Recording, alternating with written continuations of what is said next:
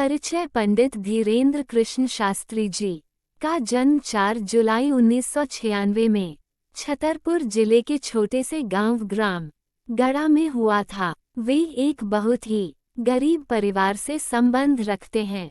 खुद धीरेन्द्र शास्त्री अपने के एक दरबार में कहते हैं कि बचपन में उनके पास कभी कभार एक वक्त का भोजन भी नहीं मिलता था।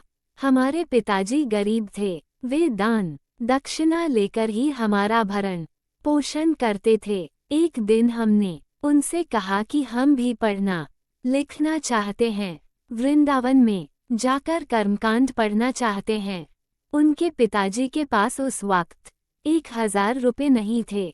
उन्होंने गांव में कई लोगों से उधार रुपए मांगे कि मेरे बेटा पढ़ना चाहता है, लेकिन किसी ने उधार नहीं दिया, क्योंकि सभी जानते थे कि यह चुका नहीं पाएगा। हम तब वृंदावन नहीं जा पाए। धीरेन्द्र जी के पिता का नाम राम करपाल गर्ग और मां का नाम सरोज गर्ग बताया जाता है।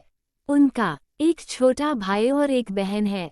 उनके दादाजी एक सिद्ध संत थे जिनका नाम भगवानदास गर्ग था। वह निर्मोही अखाड़े से जुड़े हुए थे। वे भी दरबार लगाते थे। पंडित धीरेन्द्र कृष्ण शास्त्री अपने दादाजी को ही अपना गुरु मानते थे। उन्होंने ही उन्हें रामायण और भागवत गीता का अध्ययन करना सिखाया था। पंडित धीरेन्द्र कृष्ण शास्त्री ने बड़ी मुश्किल हालातों में 8वीं तक पढ़ाई अपने गांव में की। इसके बाद की पढ़ाई के लिए वे 5 किलोमीटर पैदल चलकर गंज में जाते थे। वहां से उन्होंने 12वीं तक की पढ़ाई की और फिर बाद में बीए प्राइवेट किया। लेकिन बाद में हनुमान जी और उनके स्वर्गीय दादाजी की ऐसी कृपा हुई कि उन्हें दिव्य अनुभूति का एहसास होने लगा और वे भी लोगों के दुखों को दूर करने के लिए दादाजी की तरह दिव्य दरबार लगाने लगे। हालांकि 9 वर्ष की उम्र में ही वे हनुमान जी बालाजी सरकार की भक्ति, सेवा, साधना और पूजा करने लगे थे। कहते हैं कि इसी साधना का उन पर ऐसा असर हुआ कि बालाजी की कृपा से उन्हें सिद्धियां प्राप्त हुई।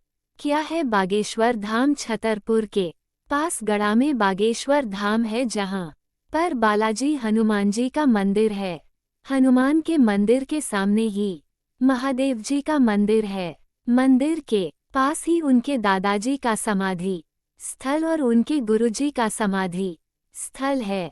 यहाँ पर मंगलवार को अर्जी लगती है। अर्जी लगाने के लिए लोग लाल कपड़े में नारियल बांधकर अपनी मनोकामना बोलकर उस नारियल को यहाँ एक स्थान पर बांध देते हैं और मंदिर की राम नाम जाप करते हुए 21 परिक्रमा लगाते हैं।